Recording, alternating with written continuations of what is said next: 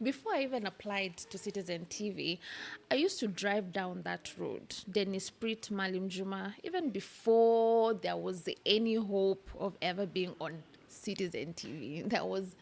It was a very blurry vision, but I used to drive down there and just admire the people walking down there. I'm like, oh, this guy's working. Citizen must be nice.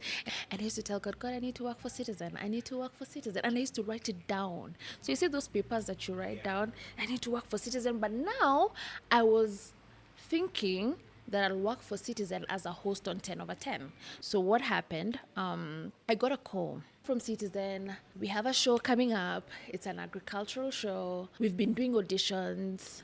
Yeah, and we'd like for you to try. And then I went in, did my thing in a greenhouse. Never been in one in my life. And I was talking about nyanya. So I'm in a greenhouse first. I don't understand why it's so hot inside a greenhouse. And then I did my thing, and then I closed that chapter and moved on. And then on Monday, I get a call, like, come see the HR at Citizen. So I go to Citizen, I meet the bosses, and yeah, I get the job. And let me shock you, my inaugural episode, the first guest, the then Deputy President, Rigathi Gachagua, like, guys, can we start small and then we build up? How did you put me on the first episode with the deputy president? The biggest challenge that comes up all the other time is food distribution. So you farm, but you don't know where all this produce is going to go. So you're depending on, I hope someone will walk in here and buy. Because tell me why 3.3 million people facing hunger, okay? That's just January 2026. But in the same country, tons and tons of fruits in Makueni and Muranga are rotten. So you're going to tell me the problem is production or distribution? And that's why annually we lose about 40% of the total food produced in Kenya before it gets to the consumer's table. And that's Kenya alone. Think of what is happening to other African countries in the rural areas. Hey, what's up, everybody? Welcome to the Organic Guy podcast. This is your home of organic conversations. I'm your host, the Organic Guy, and around here we have conversation around how we can make our food systems really get to work for us rather than against us. Today I want us to have a conversation around media and what role it plays to really exemplifying the agricultural sector. Not everybody's going to be a farmer, but we need an intermediary to sort of show us an everyday life of a farmer. What are some of the things going within the agricultural value chain? And I don't think I could have a better guest to really help us have this conversation. You've probably seen her on your TV screen. She hosts, I think, one of the biggest agricultural show in the country on Kenya's, I think, biggest TV station. So yeah, super excited for this conversation. She goes by the name of Violetta Ngina. Welcome to the podcast. Thank you so much for having me. This is new. I'm used to being on your side, asking people all the questions. So today the questions are coming to me. Do you still get nervous when you're interviewing people? Can I tell you what? So my show starts at 5:55 p.m. From 5:30, I am a mess. I get nervous, I have butterflies, I start feeling too hot, I start having heat flashes, and then everyone around there kind of knows that happens to me. So you'll find them doing small things to distract me so that I can get out of that funk. But I get nervous every single day. And remember, my show is Monday to Friday. Doesn't make it any better if I have a gig on the weekend, because that means I'm going to be nervous on the weekend as well. So yeah, I get butterflies, sometimes locusts. Bigger than butterflies. Yeah, every day I get nervous, 100%. I guess that also vindicated myself as well, because I get a little bit nervous every single time I do the podcast in the beginning, and then once you start having the conversation, everything kind of settles in. Yeah, 100%. I agree to that. I think you just never get used to it, because every day it's a new topic, it's a new person. So it's new every day. Yeah, I'm looking forward to have a conversation around what you've been doing in the agricultural sector. But I want you to give guys a little bit of context about yourself. So just take us back into your early childhood. So I'm talking class 5, 6, 7 there. So what was going around that? Were you more of an introvert, extrovert? Yeah, if I ask your friends around, what will they say about yourself? Extrovert, absolutely. I was class 5. That's when I went to boarding school. And the reason as to why I went to boarding school in class 5 is my big brother went to boarding school. And then I just couldn't wait to join him there. So I just kept telling my mom, take me where my brother is, take me where my brother is. Not knowing that I'm going to start cleaning my own clothes. If they gave me that brief, maybe I wouldn't have gone to boarding school that early. But yeah, I went to boarding school in class 5. Very talkative child, but at the same time, very bright in class. And you know those classes where the teacher doesn't come, right? It's a day when he's sick or there's just something happening. I used to go in front of the class and sing for a whole 2 hours, entertaining people, dancing for people. So I was that girl, always bringing the vibes, the light, the energy. Always been since I was a young girl, even before class 5. You see parties in the estate, birthday parties, except I wasn't getting paid for that, but I started performing very early. So I've always been a very colorful person. Did you have any exposure to agriculture whatsoever? Maybe your grandmother going to help in the farm, something of that sort? Well, just the basic of going to shags over Christmas, and there's a farm down there, but there's nothing you're doing there. I won't say that I am one of those who used to accompany their grandmothers to the farm. No, and the thing about the Africans, I think all of us, or the Kenyans, let me say Kenyans, all of us somehow, someone in the family is a farmer, all right? We all just come from an agricultural background, except it's near Shoshona Babu. And it ends there because even my parents, they're not farmers at all.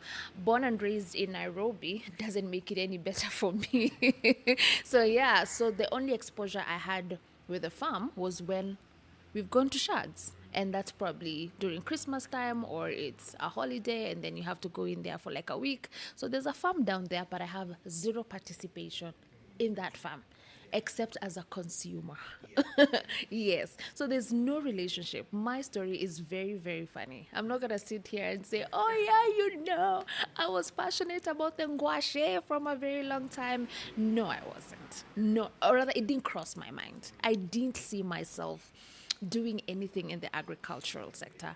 I was an entertainment girl, all right? And even my entry to media, the moment I got the opportunity to be in front of the screen, because I got into media and then I had several years of being behind the screen for several years.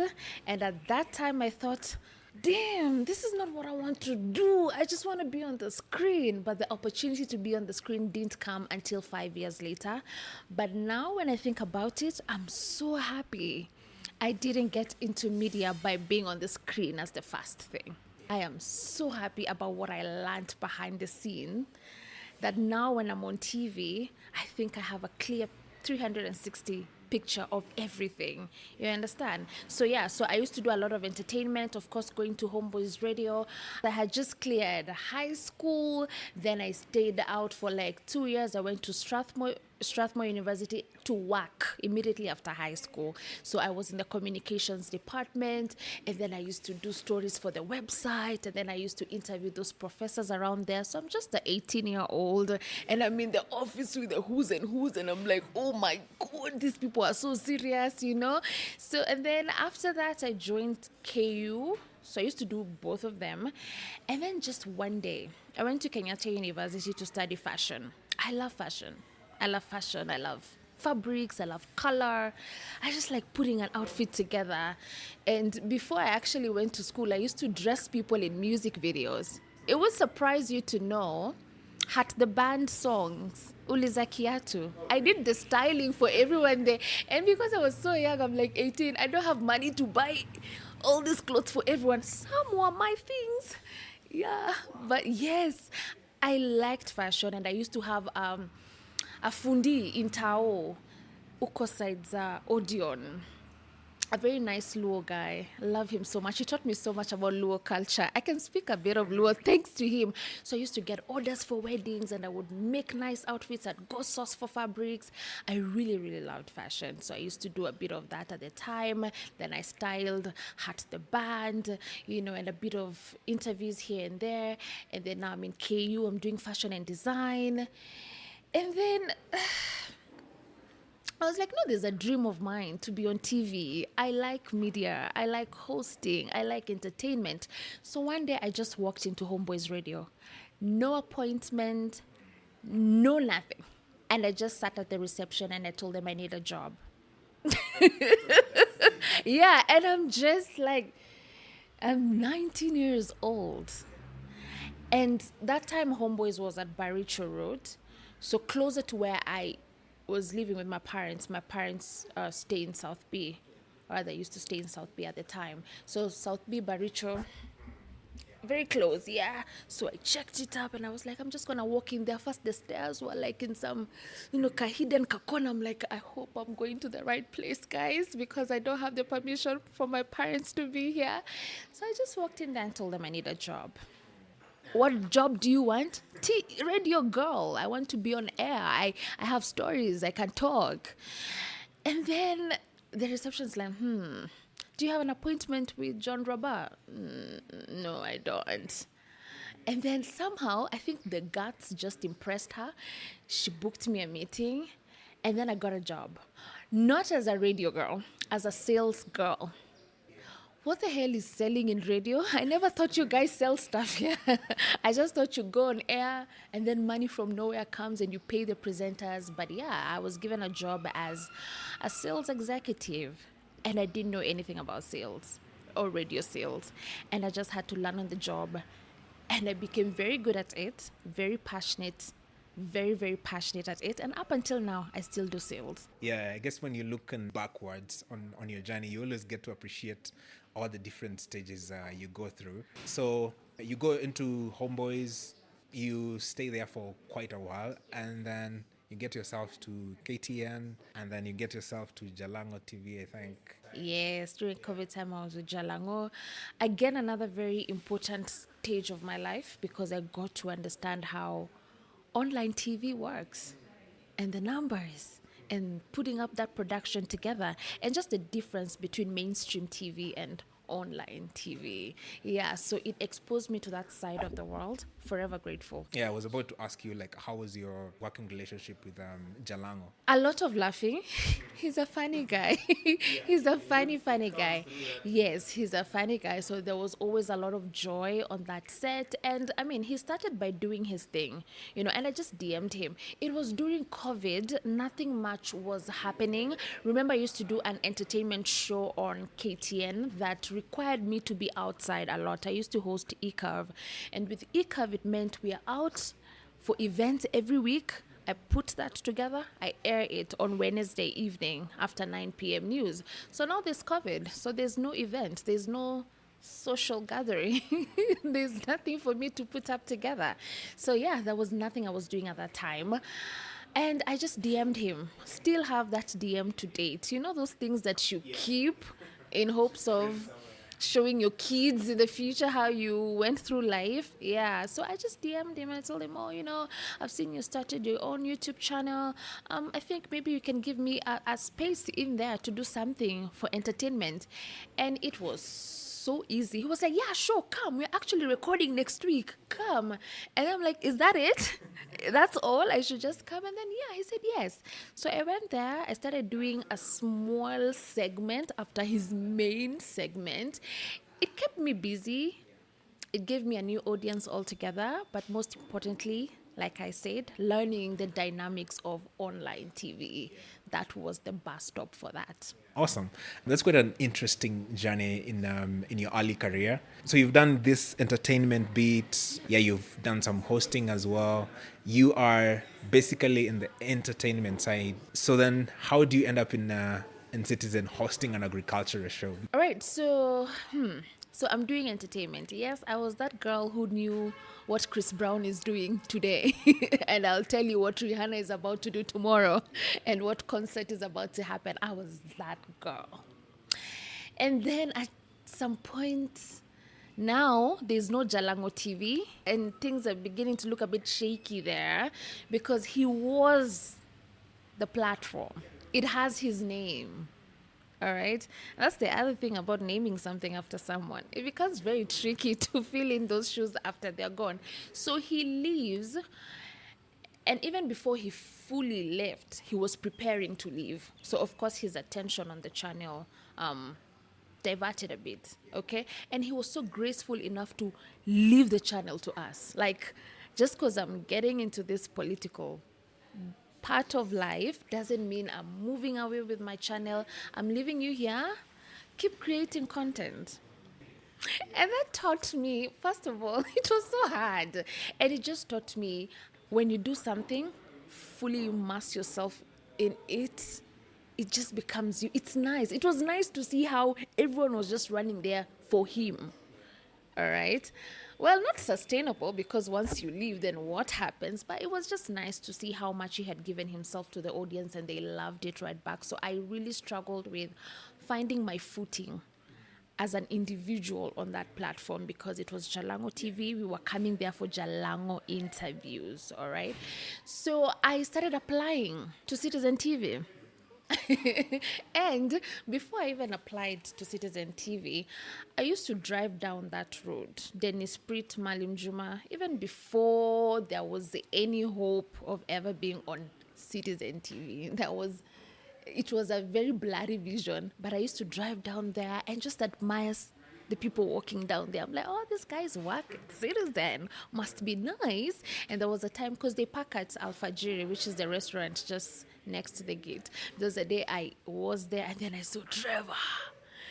He doesn't even know this. I've never even told him. So I just saw him. He was coming out of his car. I think he was going in to get ready for his show. I was so happy. I was like, yeah, like this is it, you know. And I used to tell God, God, I need to work for Citizen. I need to work for Citizen. And I used to write it down. So you see those papers that you write down, I need to work for Citizen. But now I was thinking that I'll work for Citizen as a host on 10 over 10. So all my prayer requests were host for 10 over 10, host for 10 over 10. So even when I was sending my videos to, you know, the way you know this girl works as Citizen, she's a producer here, you DM them your stuff. It was curated for 10 over 10, right? So I once reached out to people like Cynthia Mwangi. She never saw my DM, understandable. But my thought was 10 over 10. Because I'm an entertainment host and I want to work for Citizen. Which show is an entertainment show? 10 over 10. Yeah, so I was like, yeah, this is the one, this is the one. So I used to send them things that just look entertaining to me, hoping they would consider me for 10 over 10, but it didn't turn out that way. So what happened? I got a call out of nowhere. And I've actually given up on Citizen. Like, it's just a place I go to pick inspiration. I drive down the road when I need motivation for my media life because at that time, after Jalango TV and all that, I'm not yet on any hosting TV show. I went to acting. I'm an actor. I love acting. So I was acting on Maisha Magic. I have a few shows on Showmax. So that is what I was doing at the time. I was acting. And acting is dope. You become somebody else. I love acting. And the worst part about it, or the best part about it, I like the bad roles. Yeah, make me the villain. Always. Yeah, so I was acting and it was a very, very nice stage of my life. So this time I'm from doing another big audition for, you know, Lulu Hassan, Rashid Abdallah have their own production company. So they've picked me for another blockbuster that is about to shake the screens, a good one. Just from the pilot we shot, it was insane. I was sure I go on air with this, Sarap, Oscars, we are on. It was such a good script, and they've given me the job. And then my mom at the time for that program was supposed to be Mama Kayai. Imagine such a legend as my mom. Everything was just falling into place. So yeah, get a call from Citizen. we have a show coming up. It's an agricultural show. We've been doing auditions. Yeah, and we'd like for you to try. And I'm like, and they had done several of them, so I was not even like a first priority. They had the the ones who are, better fit. Yeah, and then I went in, did my thing in a greenhouse. Never been in one in my life, and I was talking about nyanya. So good thing they gave me a script. So there I just wore my journalism hat, not an agricultural hat. Because what the hell? I don't even know how the seed of a nyanya looks like, but I eat it in salads. So I just did it and left it. I was like, I'm not too sure if they'll pick me for this. Plus, I'm sure they'll check my work online. They'll see this girl is an entertainment girl. So they'll give me 10 over 10. Yeah, so I was like, I'm gonna use it as my opportunity to get to 10 over 10. So don't say no, even if it's for mashamba. You know nothing about it, just go. So I'm in a greenhouse. First, I don't understand why it's so hot inside a greenhouse. And then I did my thing, and then I closed that chapter and moved on. So I continue with my life. I'm acting on my Sha Magic. Fantastic. And then I'm signing a new contract with Jiffy Production. I signed the contract on Saturday. It looks great. It's good. Guys, we are balling and not even on a budget, And then on Monday, I get a call, like, come see the HR at Citizen. Now I can't pick two of them. I have to let one of them go. So I go to Citizen, I meet the bosses, and yeah, I get the job. So I call Lulu. Then she's like, it's okay, Mama. Just take the Citizen one. So much grace. Unmatched. Love that woman. It's not even. She's a star. So, and I was panicking before I called her because I wasn't sure how I'll break the news to her. But somehow she had some grapevine. She had some grapevine. So by the time I was calling her, she was like, So I was like, she knows, and she gave me so much grace and so much advice. She was like, go for it. And I went for it. And I had to drop my acting there and then because first of all, the schedules couldn't work. Because I'm shooting every day and then I have a daily program. So something had to give and it had to give. And then, that's just how we landed on an agricultural show. And let me shock you, my inaugural episode, the first guest, the then Deputy President, Rigathi Gachagua, like, guys, can we start small and then we build up? How did you put me on the first episode with the Deputy President? And then, of course, I had my co-host there. But my first guest was Rigi G. That's an awesome journey. And I'm just reading from it like an era of determination, just putting in the work and basically doing what you think is right. You might not necessarily have like the exact path in which you want to take, but you just have to do your bit in terms of, I'm going to send in my work. I'm going to show people what I can do. And then ultimately, there are people around you or like the people you send to are going to see talent in you as well. That's the thing. I was just walking there confidently. Just have extreme confidence. Somebody in there is going to say, I'm not too sure, but I see something there. There's something I can work with in there. And I think that what saved me, just showing up and showing up so confidently, really, really helped me. Just show up. And something else, I think maybe I should say it here. I really, really wanted to be a television presenter. So much so, I remember before KTN happened, I used to be a guest host on a program on K24. But it was one of those, Sazila kuna mutu, there's no one. You're not a priority as in, where's Ngina, we need Ngina on this set. It was, there's no one, we need 4 people on this set, we only have 3, call that girl. So I show up and I used to see the hosts of the show. It used to be a girl called Sharon. And I used to admire them so bad because they're living the life I want. But I'm like, I'm going to do this. I'm going to hope that they'll notice me and give me the opportunity. And the time they chose to give me an opportunity, I had taken a break because I was pregnant. And they didn't know that I was in the process of like bringing a whole life into this world. So I've just disappeared. Then I think they were doing auditions because the main hosts of the show are not there anymore. So they need to audition several people. They give me a call on Wednesday. I had given birth on Monday. I'm still in hospital. So I'm being discharged on Wednesday. They have no clue. And they're asking me to come for an audition on Saturday. 4 days after having a baby. You look a mess. Let's just start from there. I know the mothers who listen to this know what's up. And I went. And my mom was so mad. Like, why do you need to go for this? You're sick. You're not okay. I said, I just need to go. I'll be back. So the baby was asleep. Got a driver. Drove me to K24. I was looking a hot mess.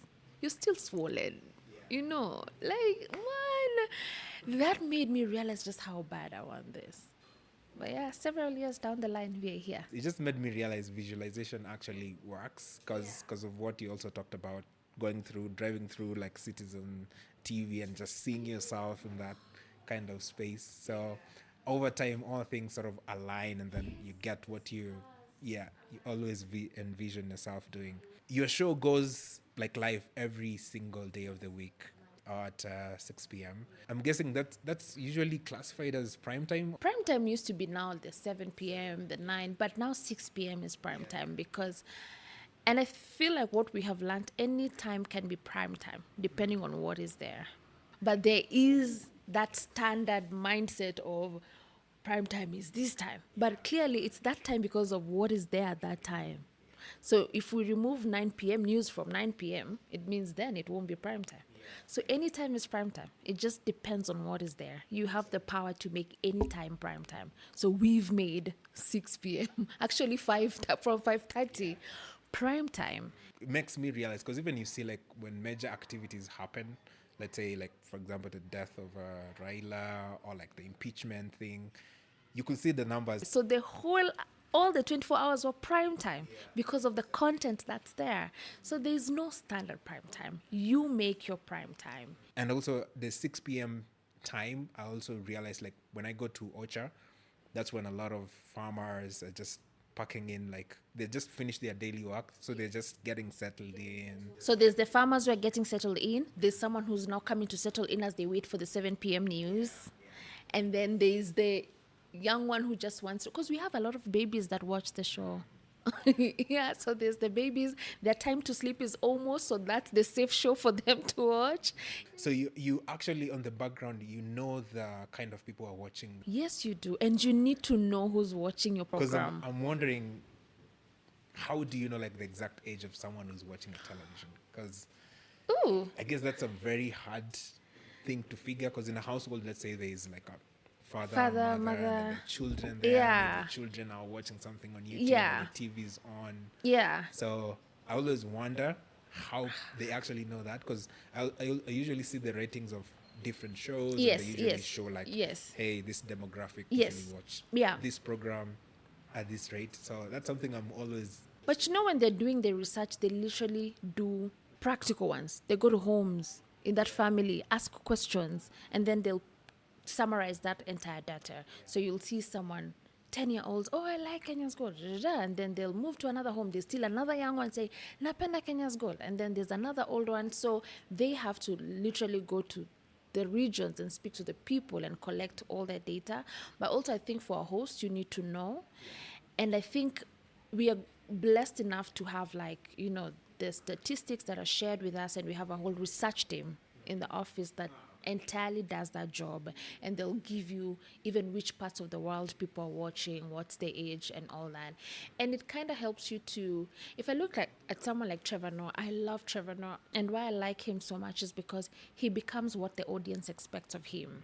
Right? So there's me as Ngina, and then there's a day you're going to throw me to an event where I'm speaking to older dairy farmers. I have to become them. And you see Trevor Noah, when he's doing a political show, he's that. And then when he's hosting the Golden Globes, whatever, those events, he becomes something else. And I just feel like just knowing who the audience is makes you become what they're expecting of you, not just a general journalist. You have to switch, and that switch will be driven by who's there. But you won't be able to switch if you don't know who's there. So you have to make a deliberate intention to know who's there. And it goes all the way to even how they respond to you on social media. Just how you vibe online and what they say, you'll know what this is a Gen Z, this is a millennial, and you'll have to switch to that. Because unfortunately, or fortunately, we are judged by ratings. You could be doing so good, but without the ratings, then the value is not really as par. So you have to make sure you know the people who bring in the ratings, and you suit and fit what they want at that time. Yeah. That's a really, really interesting point. 'Cause Yeah. even I saw the other day Trevor hosting like, is it a Luo sort of news segment? I was like, oh, is that you? Yes, Really? yes. And it's really, really fluent at Yes, it. yes. And that kind of makes sense because you've literally hosted like different kind of people. You've Yeah. talked about deputy president. Yes. You go like into the village and you're talking to like local The dairy farmer. local dairy farmer. So you have to sort of I've gone fit to the yourself. marginalized communities where they don't speak English, they don't speak Swahili. Yeah. And we're there. You have So to get you that have to done. make them relate Yes. to you as well. Yes. Yeah, Yes. so take us behind the scenes. So before you go live, how do you usually prepare for it? Because I'm thinking, let's say you have a specific theme you're talking about. Let's say it's about dairy farming. So for you, how do you prepare for that particular segment? Given that the show is Monday to Friday, I have a month overview of what that month will look like. Of course, I'm open to some changes. Media is media. Things change in a flip of a second. Things change, but there's that general guiding line that shows me next week, Monday, we will be doing something about capsicum. On Tuesday, we are going to be addressing Middle East war and the impact on agriculture. So any free time I get, I'll just be reading general knowledge on all these things. So that when it's, say like now today's show, we are shooting this on a Tuesday. Today I have a topic on the impact of the Middle East war on agriculture. So I knew it was going to come. So I've been reading about it, talking to people about it. So that now what I'm doing today and yesterday is just refining what I know, putting the graphics, making sure my graphics are done, making sure my guests on the program are aligned. I don't begin prepping for the show on the day because then I don't think if that time will be enough. Yeah, so I know what I'm doing next week. I've already started reading about it on a general point of view and just knowing much more than you probably even ask during the interview session, because the interview session is about 30 minutes maximum. So you read so much that will not necessarily fit into the 30 minutes, but you just have to keep reading. And then now after yesterday's show, I make sure that my scripts are ready for today. So I have my script. I was actually reading it before we started doing the interview. So I have my scripts ready. I've already called the guest. I have already uploaded on digital that this is what we are doing so that we can get that interaction going. And then now what I'll do when I go back to the office is make sure my graphics are ready, go through them, then keep reading again. And then when it's time at 4 p.m., I'll go in, get my makeup done, change my wardrobe, now wear official clothes, and then start rehearsals from 4:30 until 5:15. And then from 5:15 to 5:30, get nervous and ask myself, why do I keep doing this every day? And then at 5:55, it's showtime. Wow. Okay. That's a lot of preparation that goes into it for like a 1 hour show. Actually, no, 1 hour, 43 minutes. Remove commercials and breaks. There are 2 breaks in there.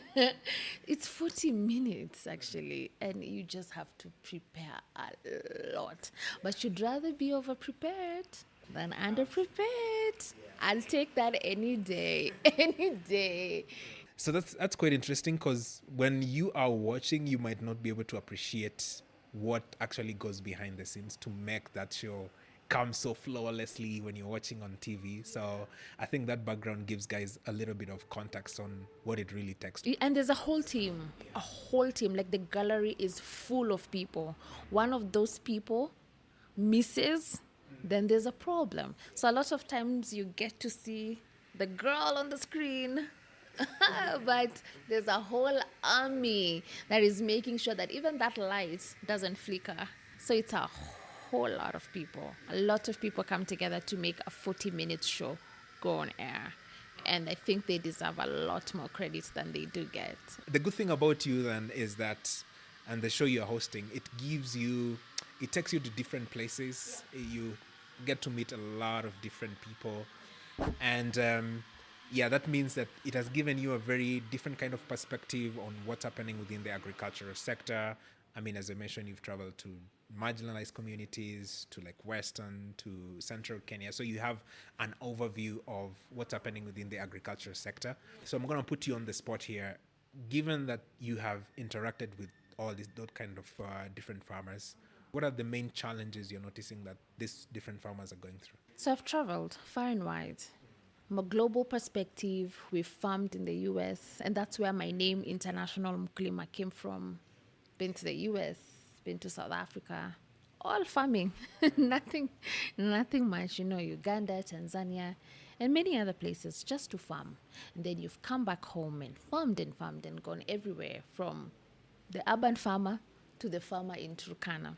The biggest challenge that comes up all the other time is food distribution, markets. So you farm, but you don't know where all this produce is going to go. So you're depending on, I hope someone will walk in here and buy. And that again comes down to the point of, here in Africa, food production might not necessarily be the main challenge, as we might like to think or say. Food distribution is. Because tell me why. We don't even have to pull data from 2001 or 1990. Let's just pull data from January. The drought that was there and floods in different parts of the country. So with the floods, according to data, 3.3 million people facing hunger. Okay? That's just January 2026. But in the same country, tons and tons of fruits in Makueni and Muranga are rotten. So are you going to tell me the problem is production or distribution? So there is no structure on food distribution. It only works for those who are lucky enough to have a channel and they know where they're taking to retail, they have a connection at retail, or they have a connection in the export market.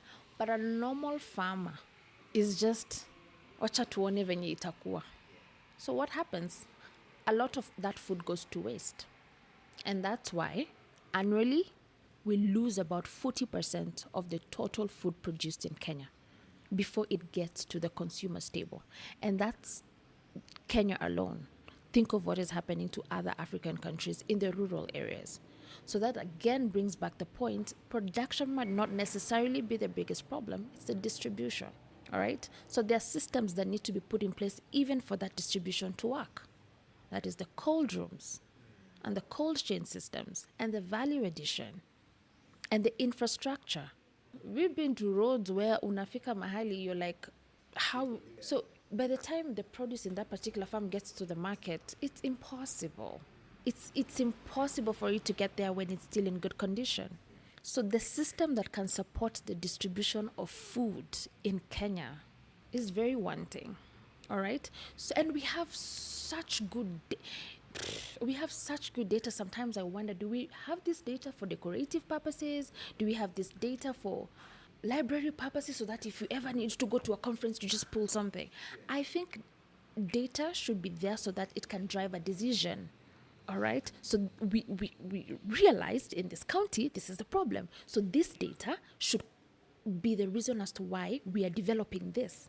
But we have so much data and we don't know where it's being used, apart from in conferences when we want to speak on a system. All right?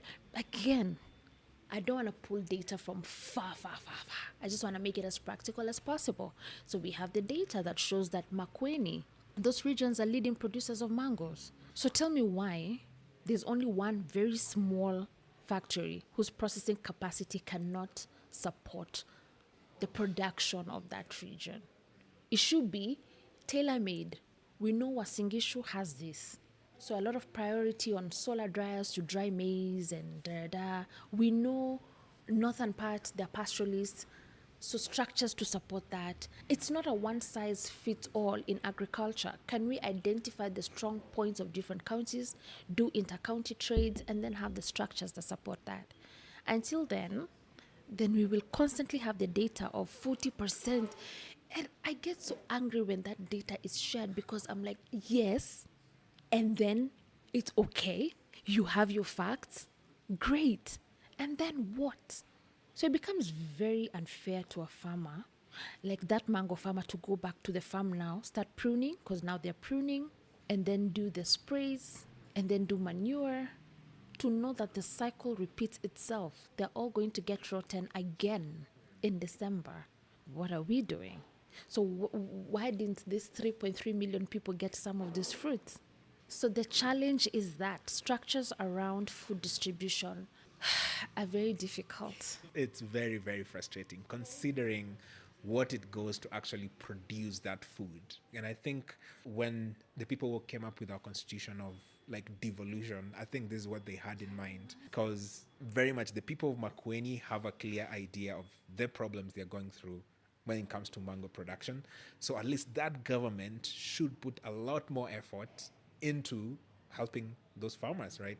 So I think if we start having that conversation, and given the amount of money that has gone to counties, then the best thing that we can ask for governments is, hey, can you put these structures for us, and then us as farmers can do a bit in terms of production. And that goes back to the problems that we always face of what role do brokers then play in this environment, because you have some farmers who are supportive and they're like, you know what, They need a broker. yeah, And brokers then do there's a help us farmer who sometimes. doesn't want a broker. Yeah, It's a very it's a thin line, I it's a guess. very thin line, and somehow they still play an important role. And it's because the structures that were supposed to make it possible for the farmer to access the market directly, sometimes they're not there. A lot of times they're not there. So without that broker who will come and buy their stuff in bulk, maybe unfortunately the price might be unfair, because he will mark up and make more than the person who did so much work in the farm. But if we had the structures, this farmer now is desperate. There's no way out of this. Now, whoever comes here, just come, buy. But there are those who are best placed and they have preservation measures so they can keep. Oh, the market is saturated. No problem. You'll be back. But not every farmer has that. They have like 2 more days and then this product is rotten. So now they're on the mercies of that person who will just come and buy from them in bulk. Yeah. But for those who have like proper storage, I mean, they're lucky. But not everyone. So there has to be some structures that really support the farmer wa huko chini. It should not be a select few. It should be everyone. There should be something in the county, in the region that supports that small scale farmer. That way they will be able to even have a voice in how much they sell their produce. No, you don't. It's so talk about someone who had cabbages in the farm. Let's even just talk cabbages, all right? And then they were supposed to harvest towards in February thereabout. And then now rains came. We were not expecting those rains. Now, when the rains are there, first of all, it will start damaging your cabbages in the farm. And you have over 10,000 heads in that acre. So, the more it rains, zitaanza kupasuka. So, just come and buy. You understand? So, Hannah, yet there's a region somewhere in Isiolo where they're buying one head at 150. But now, anauza one head at 10 bob. So the distribution of food in Kenya is so sad. It could kick you out. That is the reason as why you'd quit agriculture. But somehow they don't quit. Show me a more resilient person. I'll wait. You won't find any. You won't. And this is where it goes back to when people talk about like you have to like what you're doing or like you have to love what you're doing. I think most farmers stay in the business because they actually like. Yeah, I think there's just some sort of healing and therapy that just comes from being in the farm. I can attest to that. Being a farmer, you just go there, you forget that your investment ilikunywa maji. Like you just get there and you forget. I love being in the farm. I do love being in the farm. Yeah, it is therapeutical because you're basically in nature. And on the flip side, then, given there are all these challenges, that means there are some opportunities that a lot of people can explore, right, into the agricultural sector. Given your time in that space, what are some of the biggest opportunities you're seeing that some people who wants to get into agriculture can sort of get into? So the world has become very health conscious. People now are mindful of what they eat. And we know where that is coming from. There's been a lot of lifestyle diseases, and a lot of them have been attributed to what we're putting in our bodies. So that person who's going organic, that person who's growing healthy, natural foods, stands a high chance of commanding a very growing, health conscious consumer space. Then there's value addition. So if there's someone who could just go and pick all those mangoes in Makweni and dry them and make them a snack, that small container, I see them selling like a small one like this at like 110. That person can keep that mango for shelf life is over a year plus. And they're selling a small one like this at 110. But I'm selling one piece of mango at 10 shillings. So even 20 shillings. Make it make sense. There's a lot of opportunities in value addition. And there's a lot of opportunity in herbs. And that's a high value crop that you're always harvesting. Always harvesting. After 10 days, it's there. It's giving you something. It's not like maize and sugarcane. Hey. No offense to the maize farmers, but hey, you guys are strong. So you see, herbs, you're there, you're harvesting. The market is there, especially export market. There's still a lot of sensitization required in local market on eating herbs or anything raw. Say, for example, a red cabbage. You sell a red cabbage at double the price of a white cabbage. But here, we are used to, kama hujakaanga kitu, man, because you have to eat the red cabbage raw. The money there, I've been to South Africa where there's a farmer who can never attempt to do white because of the money they get from red. And that's agribusiness. Now you want to grow something that, yes, you're feeding the nation, but also you're making money. We are living off agriculture. It's not a hobby anymore. It's not a by the way. It's not there's like a farm at home that I try to do stuff. This is my job. Yeah, so and the crops that can make it your job are such crops. And the good thing about the herbs and all, you don't need acres and acres of land. You don't have to be a large-scale farmer. You just need a small plot, like this size of this set here. And you're set. You see those things you say, a gift that keeps on giving? That's what they are. But then again, you don't want to grow so much of them here and you don't have the export market because the local market doesn't yet appreciate how to consume such. So you have to know where you're taking it. Otherwise, I've seen it happen. Farmer in Nyandarua has very healthy cauliflower, but hana market. What do you mean? And that's a gold in Yeah. So there's a lot. I think there's opportunities in everything. You just have to think differently. There's opportunities in tea. People now want the herbal teas. People want to walk around with girls want to walk around with a Stanley cup with some fancy tea bag in there. Just not the normal tea, So purple tea, and then now we have the orthodox tea, and there's opportunities in everything. And I've seen a big opportunity in coffee, which I am leading front row on the coffee bit of it. Absolutely. So I guess what you're saying is that there is an opportunity wherever you decide to look at. There is. Just do it differently. Value addition, technology, there are opportunities. So mango, someone might think, no, what's that thing? Inauza hivyo, nani 20 bob. The snack is 100 and something and more. And it has a shelf life of over 2 years. So that is marrying technology value addition, because for value addition to work, technology is involved. One without the other will not make sense. You can separate those two. Yeah, so there's investment that you'll have to, incur, but it will be worth it. Because at the end of the day, we just can't live without food. Even in the Bible, they had fruits but they didn't have clothes. So we can live without clothes and stuff like that. They got clothes later after they ate the apple and then they realized, oh, but food was there. So if there's any business that will continuously be there, is the food business. When the whole world shut down during COVID, we didn't party, we didn't work, we didn't do any recreational activity, but we ate every day. So you have to find that niche and run with it and keep failing forward. Absolutely. And I think once you get people interested in that, then they can be able to see these opportunities for themselves. I mean, you're talking about seeing opportunities in mango and all these different kind of places.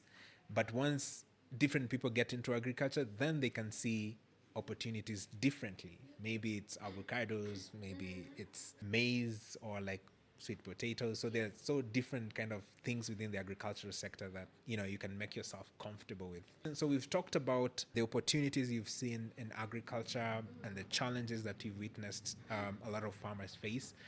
I want to know the most interesting story that you've covered so far, because you talked about you've traveled to the US, you've traveled to South Africa, Uganda, Tanzania, and all over the country. What is that one story you've covered and it left sort of a bit of, what, that was so inspiring? I think the marginalized communities have a way of healing your spirit. So you go to Turkana and you go to the Samburu people, and then you realize that we've been quite unfair to these people to some extent. And especially for a country that proudly talks about agriculture being its background. We say that with so much pride. But then again, if that's the truth, there's an element of unfairness to the people in those regions. Because you get there and then you realize when we're talking about food security, we don't talk about all the elements of food security. You just think, oh, we are working towards food security. And you think just because you ate something, that's food security. So for it to be food security, first of all, you have to get access to food. That food has to be affordable, accessible, and nutritious in all the aspects. So if any of those elements is missing, then you're not food secure. And then you go to these regions and you realize they don't have vegetables. They don't have fruits. They're just pastoralists. All they do is milk, meat. A lot of effort has to be put in place in converting arid areas into agricultural backgrounds. It's possible. And we keep giving the references of the Israels and the Egypts and all those countries that have been able to convert deserts into agricultural food baskets. So why are we not doing the same? Because then we have a part of the country where we have everything. And then we have a part of the country where there's so much land and they have this much. So they don't have food. So those stories inspire me to realize that we still have a long way to go. So it inspires my journey. Like, you're not even anywhere close to achieving what you think you've achieved. So keep going, keep going, keep going. Because they have food, but is the food 100% nutritious? It doesn't have all the elements that is required. Is it accessible? Not quite. You know how it can be quite crazy to get to such regions, and that's why you'll see relief food going there. Yet that land has the potential. So those communities inspire me all the time. And I've been with the Turkana people, I've been with the people in Samburu, I've been with the people in Isiolo. And to just see how they just keep going despite all the things that are not yet fair. And they don't even know it's unfair. But you know it's unfair. So it just makes you want to keep going because this has to change. So it kind of makes you just want to go back to that show and do the thing and make the right people take action. Because you just see children and you're like, hey, it's sad that they have to not have a basic, which is food, and the food needs to have all the elements. And it's possible. It's just, we have not done it, but it's possible. It's been done. And people go to these countries to benchmark every other time. And I'm saying that very respectfully. We do benchmark. And yes, we do have a lot of problems, but we also do have a lot of solutions to that. I'm sure if we bring together all our minds and I'm sure even there's a proposal somewhere with a solution. But then funding becomes an issue because without funding, it won't work. There's funding that needs to take place so that these projects can start working. Yeah, and it's quite interesting you mentioned about the arid areas. Apparently, 80% of our land is actually arid, yeah, and semi-arid. So that leaves us a very small percentage, about 20%, for us to grow our food that we need to eat. So that means there's a huge potential in this 80%. There is a huge potential. And I was so impressed. I was in Dodoma some time back, and Dodoma is dry. So what those farmers are doing, they're growing grapes. Grapes does well in dry areas. Grapes that are grown in the rainy season don't make the sweet wine. All right, the sugar level, because there's a way they'll have to test the sugar level. There's a sugar level that is expected for the grapes that will make the wine. So it grows well in the dry areas. And you look at all this land that is there. What if we have a large scale project and then we have a winery that is set up? Because most of the wineries that are in Dodoma, we have private, owned by private companies, and then we also have government wineries. And the farmers are assured, come what may, market. Those people are so desperate for wine because the wineries are there. They literally go there to offer agronomy services. Fanyeni hivi hivi, because the place to take the end product is there. So if we can have such in the dry areas, first of all, farmers are making money, and then after that, they will be able, in your small partition, put drip irrigation, dig a borehole, so for subsistence farming. So you people are eating all the right things because they already have their animals. So now, because they have a market for their grapes, and grapes pay well. You know how much it is to go to a supermarket to buy a small container of grapes. Almost feels like you're buying diamonds. If we can have such initiatives, they make money from their grapes. That's a $1 million industry. You know, wineries and all that. So those farmers will make money out of that, and then they'll be able to support themselves with farming in terms of boreholes, in terms of drip irrigation, in terms of buying seeds, in terms of agronomy services, and that can support their subsistence. If you want to do that also for commercial, go you. But you've already been empowered financially because you have the grapes, which goes to a winery, and it's a drought resistant crop. There's no better time to embrace a drought resistant crop than now. Climate change is showing up in all its true colors. So drought resistant crops for the win, and you're making money out of it. And then they can support themselves, because why they're not doing the drips and all that, they don't have the funds. So now we've gone through a massive drought. Most of the animals have died.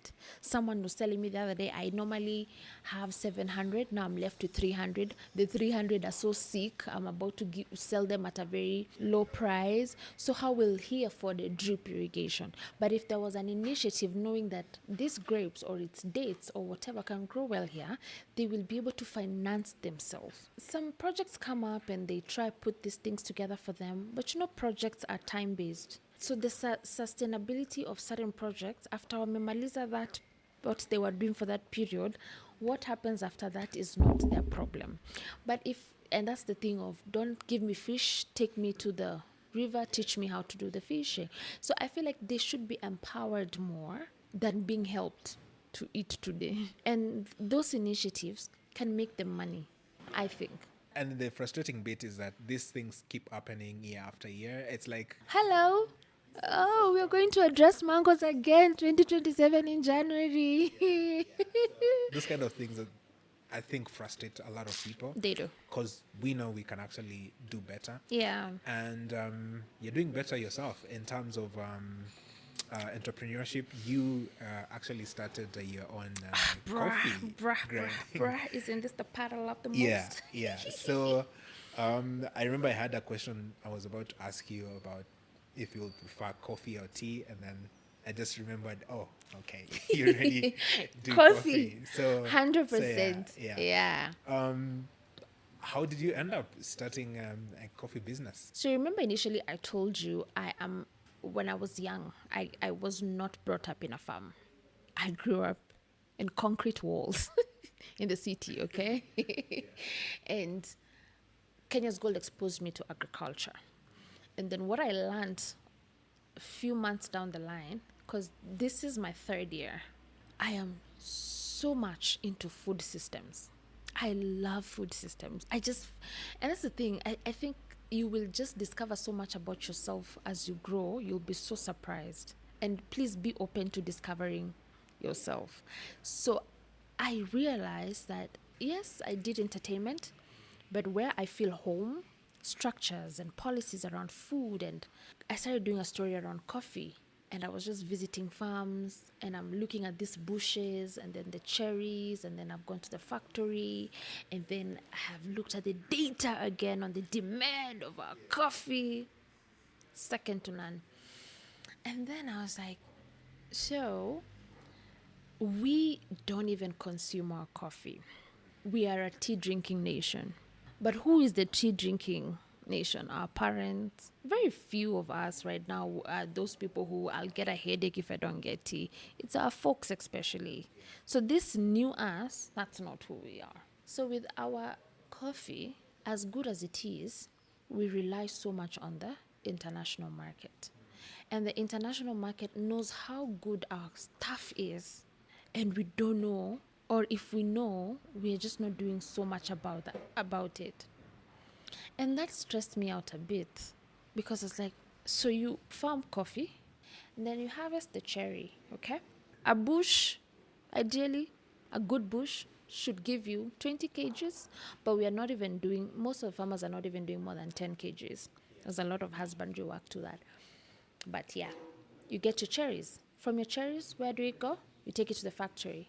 So kwa factory, saizi, even with the good prices, and we are thankful the government has done some interventions here and there, and the prices have gone up. They used to be as low as 20 shillings a kg of the cherries.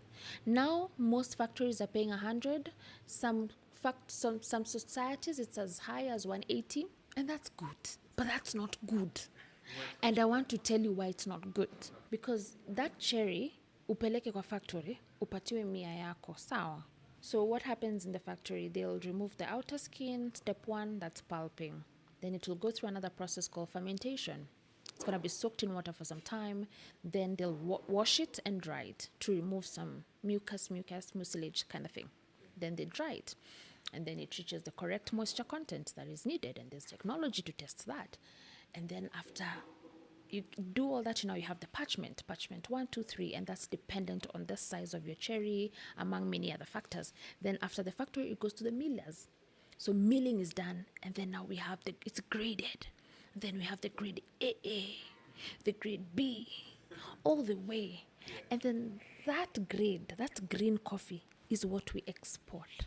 So we do all the hard work, and then we export all of it, and then they go roast it and value add it and package it, and then they sell it back to us at 250 grams, 1,000, 1,500, 2,000. You could price it how you want. You know how much work you put in there. So I was like, why? Until when are we going to continuously be a source of raw material, as opposed to being the source of the finished product? Hey, you want Kenyan coffee?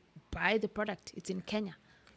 So I found it so unfair. And honestly, when you talk to farmers, I love farmers, by the way. Those people, I don't think they're people who are as sweet as farmers. I go there every time I go back home with so much produce. The only thing I'm buying in my house, I think, it's oil and sugar. And if they find a way of doing that, I'm they'll so be selling to you soon. Selling or giving me. Oh, okay. They give So me they for usually free. Wow. You know Okay. what I mean? Like Yeah. a farmer even gave me a sheep. Wow. And a pregnant one at that. Yeah, you understand? So we're just a source of raw materials. And I won't blame Kenya alone. We know what's happening in different parts of the country. Talk about cocoa. Where is most of the chocolate made? And where is the cocoa coming from? So it's sad that we are just doing the hard work. You grow it. You do all that work. You deal with pests. Do you know how much pests and diseases you have to deal with in the farm? And then you have to treat all that. And then you have to balance with the rain and the sun and the rain and the sun. And then you have to harvest. And then you have to pay all these people. Then and then after you've cleaned it up, now this is when we are now getting to the gold. You give somebody else to make the gold.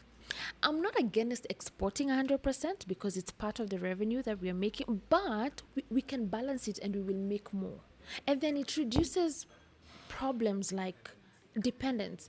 And that's the thing, we have a concentration risk. You see, we are now panicking because there's war in Middle East. Iran takes so much of our tea. We are freaking out. They take our coffee in Middle East as well. We are freaking out. Now what? But you see, Ethiopia, they drink their coffee in such a way. We appreciate international market, but should there be some tension around there, we'll be okay. We'll be okay. And it doesn't need high-end technology to process. They roast it by the road. You've seen how they just roast it there. Wanachoma too. It's not that complicated. It's not that deep. It's just creating a culture. Mnaona venye metengeza culture around partying and nyama choma. Yeah, We yeah. might want to build a culture around agriculture. Yeah, I absolutely. think. Yeah. I think. So that's why I got into coffee. Of course, I don't have an uncle and aunt, a grandfather who has a coffee farm, so I leased the land. Oh, okay. Yeah. You decided to grow the coffee No, yourself. I leased land that had neglected coffee. So someone used to be a coffee farmer, they grew old, they can't do this no more, their children are not interested, so the land is wasting away. I was like, okay, cool, let's do this. And I leased the land and then I started the work because I'm going into a space where the coffee is already neglected. It's not even producing more than 2 kgs.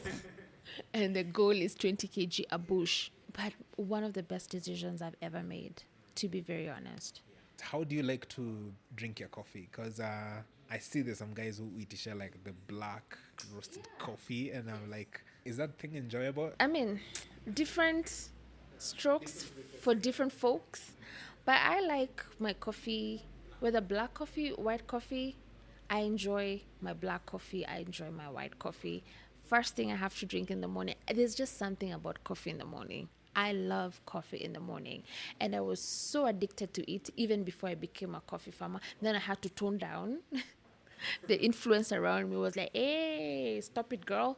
Now it's too much. I think I was one of those with no coffee, you kind of feel like you have a headache, but it was in the mind. But now that I have an excuse to drink it all the time, now they can't stop me from drinking it. Hey, I process coffee anyway. So, yeah, I enjoy coffee. And Kenya's coffee is really good. And I think we need to just brew the coffee, cook the coffee, for lack of a better word. Just cook it. Just cook it, you know? The same way you put in so much effort in cooking very complicated things. Over the weekend, somebody somewhere is making lasagna, someone is chomaing nyama. That takes hours. Just cook it for 2 minutes, guys. It won't stop telling us, oh, you know, us, we want something that is just fast and instant. No. You cook things for hours. You might as well cook coffee for only 2 minutes. So how do, if guys want to purchase like the coffee? Oh, yeah. Gladly. Reach out to me, DM me. Call me. There's an email, everything. You can reach out. I'm very active on the socials. I am slowly working into getting into retail. Hopefully very soon you will be walking into a supermarket and I'm there smiling at you. Maybe I've set up a space there. I'm doing marketing there. So yeah, feel free to order my coffee. It's very available and it's very nice. I want to get your opinion on this when it comes to coffee itself. I remember my first time I was taking coffee, as you rightly said. I mean, I grew up like in a village where we drank really tea in the morning and at 4 p.m. I got introduced to coffee because I studied abroad in the Netherlands, and there, like everybody, every single time they're like, hey, there's some coffee here. You want to take some? I was like, okay, right, fine. I might as well drink it. So that's how I, started to drink some coffee. So how do you get to a place where you sort of like change people's minds, for guys who are not used to coffee per se, to become consumers, as you said? How do we get more people getting into that? Is it because giving them more knowledge, or just exposing the products? You're them, hey, you gotta try this, you're gonna try this. How do we change that mindset? That's a good question. And I've thought about it because, hey, remember, we are moving people from a different culture to a new culture.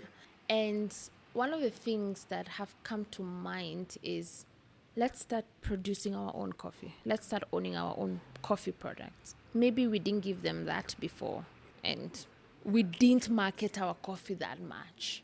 let's be honest, there's an advert for tea. You even remember it, Fahari ya Kenya. Like it was just well positioned, and mtu akitaka kuoneshana the tourism of Kenya, they have to show you the Kericho tea. So there was a way, even the tea guys, let's hand it to them, they did their marketing very well. So we need to also be very loud about our coffee and have our coffee products, have it in the homes when people come over, make them coffee. All right. And then we always host very fancy, nice tea, high teas. I've never attended a high coffee kind of thing. And I'm trying to put up one together. So what happens there, we have a high end coffee party. People come in, farmers included, because I want farmers to be involved in everything, including those high teas. That tea comes from a farmer. You better bring them there. So it's bringing people together. There are different brands of coffee, and then we have baristas who are young and cool, like the Gen Zs, and they're coming with the vibes, and we're just making coffee cool, and the baristas are showing us how to prepare coffee, how to enjoy your coffee, how to do the cupping of that coffee, because there's a process and it's nice to see them do it. So we will just have to redo the marketing of our coffee and make it cool, like walk around with my product as coffee and sell it to you.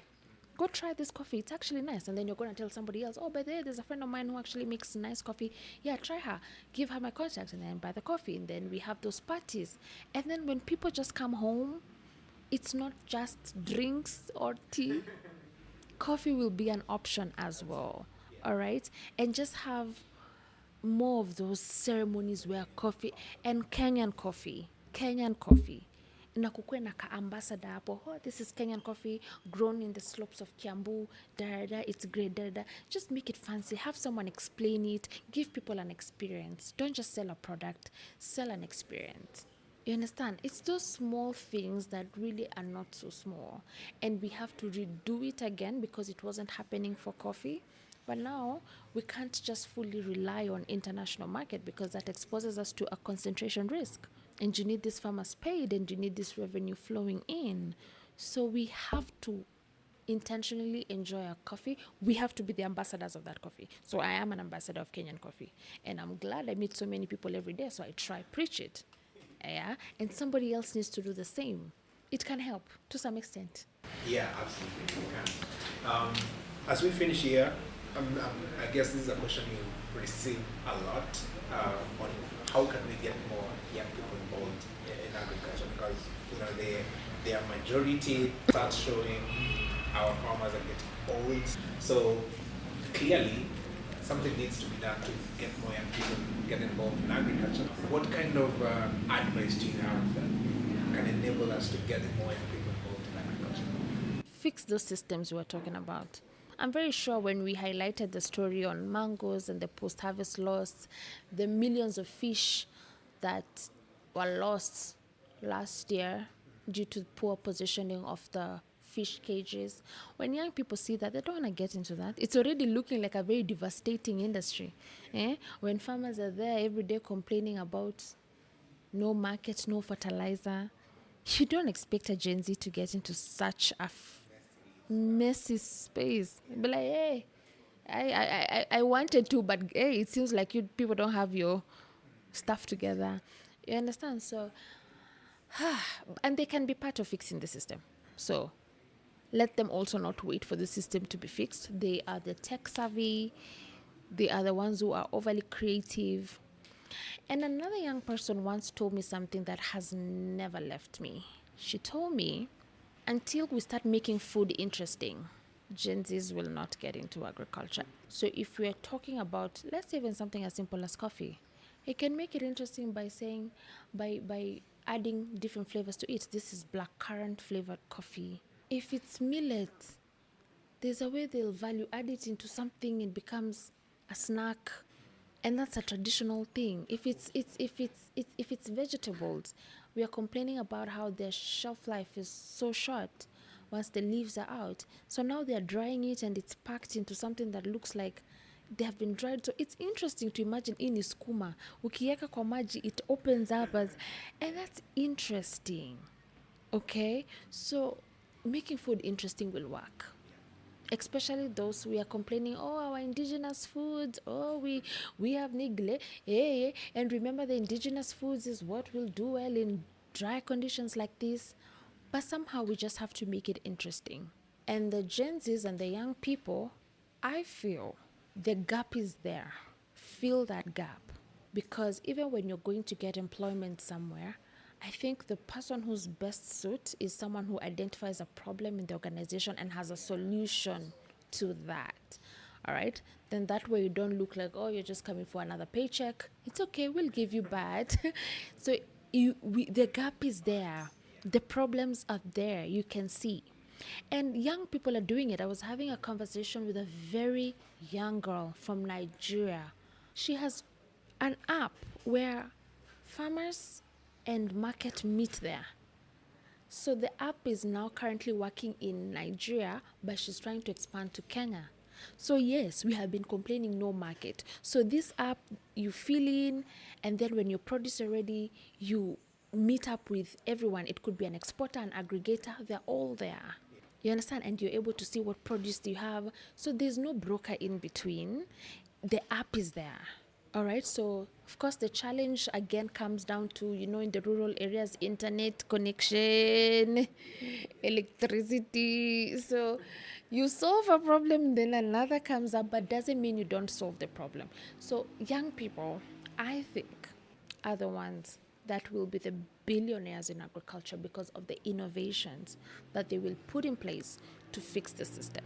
Because the good thing about where we are now, we are woke and we know what is not working. We know. Then, those days, they didn't know. They just thought this is life.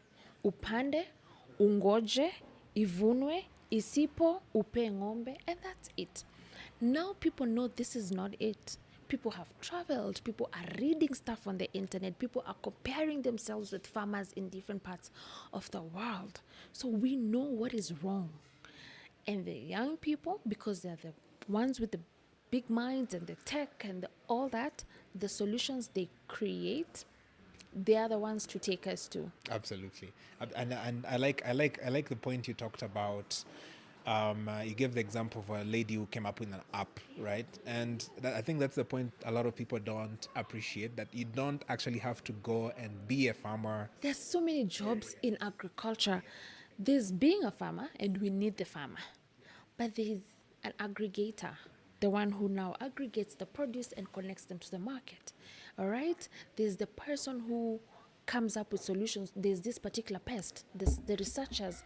There's someone who now will sit down to look at what are the exotic pests that are coming in, what solutions are there for that. Then there's someone else who's in the factory. There's somebody else who is in the processing, value addition. There's somebody else who's in exporting, okay? There's somebody else who's in propagation, seeds. We can't even start talking about the challenge with seeds because we will stay on this podcast until tomorrow. So there's a propagator who now makes sure there's quality seeds, all right? And there's a whole science in propagation, okay?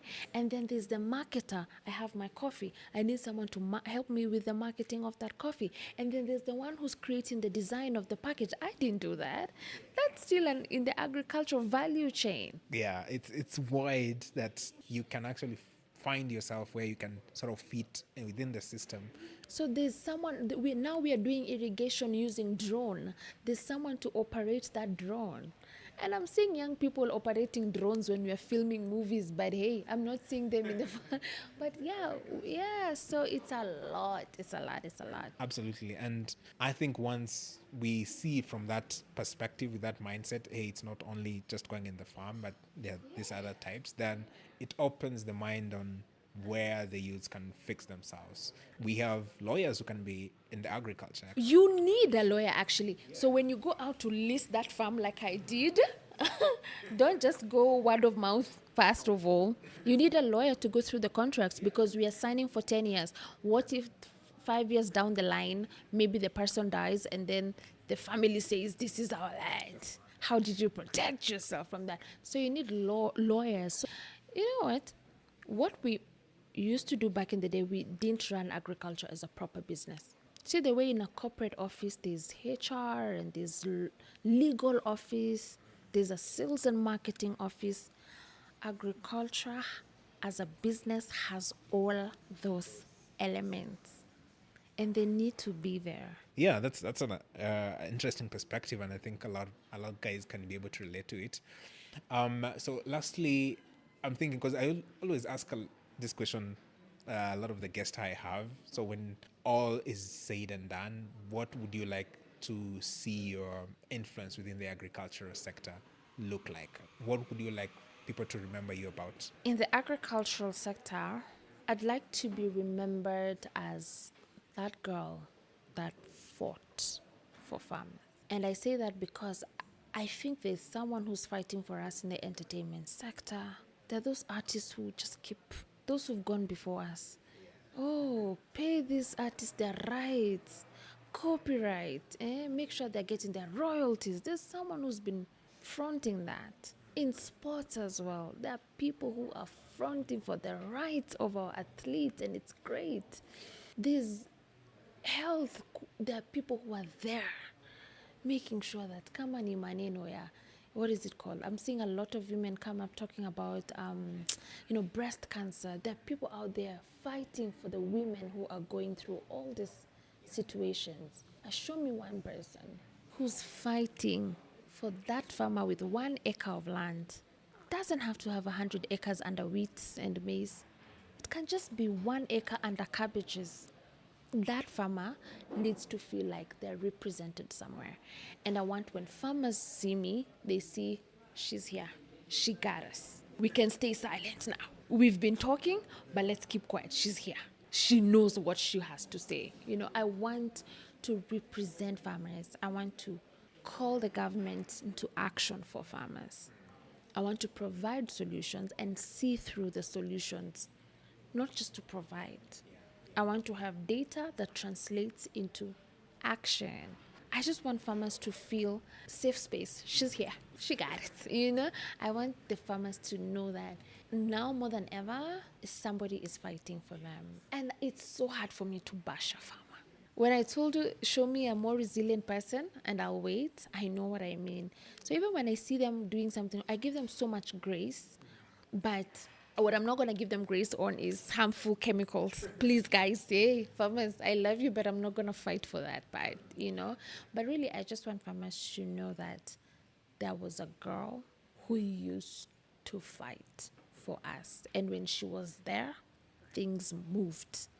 Our stories were out there. And I feel nice because when I highlight, I've had several highlights and those moments where I'm like, today, we did that thing.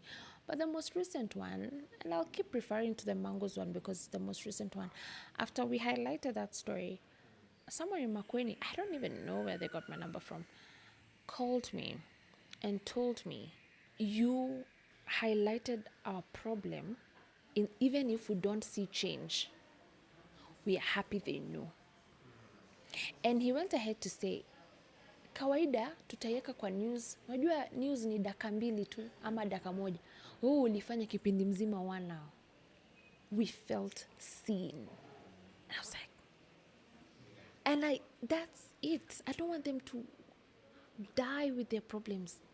We will highlight them and make the right people who need to act on them so uncomfortable watching these stories that they have to act. Yeah, and it's not about me anymore. There was a point my career was about me. What am I getting out of this and what's the deal? But now it's not about me. It reaches a point when it stops being about you. And I will say so far you've done a fantastic work. Yeah, yeah, you've done a fantastic work highlighting their work, and certainly there are many more stories, and I think you'll get a chance to do them as well.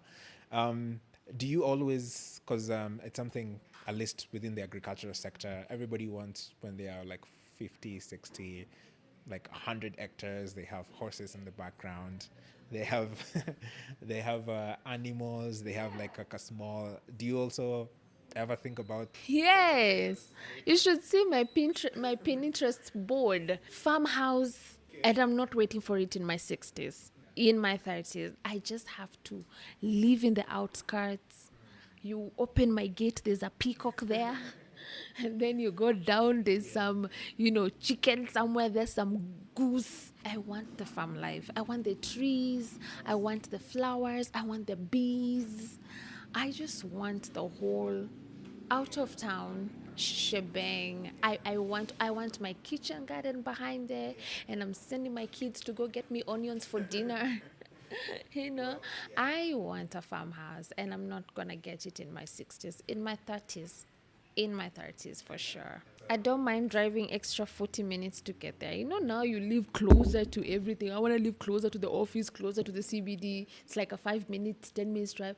But it's okay. I'll drive 45 minutes extra to go to the farmhouse for sure. Absolutely. Yeah. So that has been pretty good. Thank you very much for the time.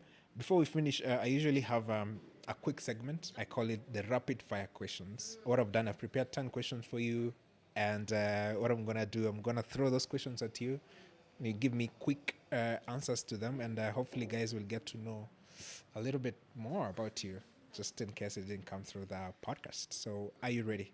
I think so. So the first question is, when you were young, what did you want to be when you grow up? A news anchor or a lawyer? Second question, what is one myth about farming you wish Kenyans would stop believing? That farming is a one size fits all.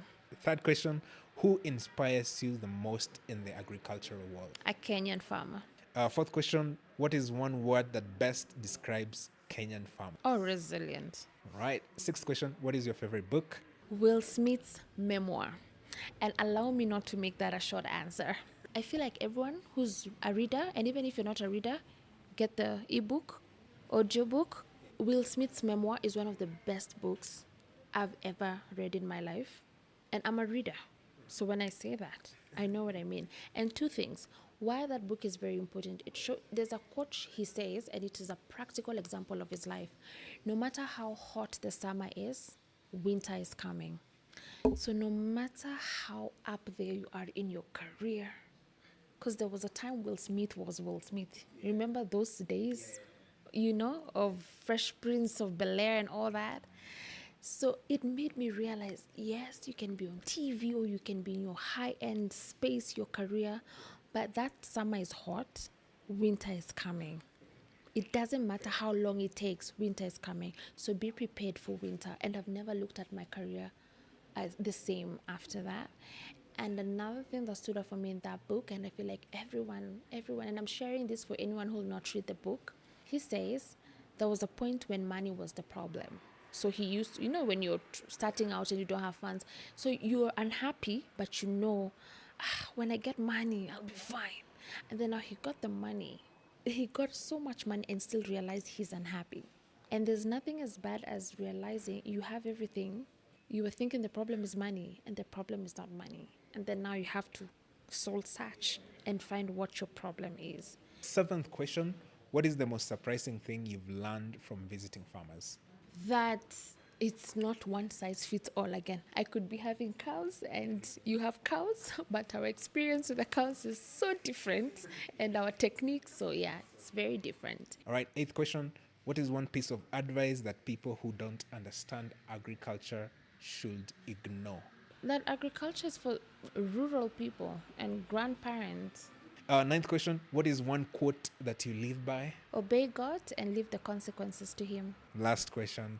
If you could advise your 18-year-old self, what would you tell her? It gets better, honey.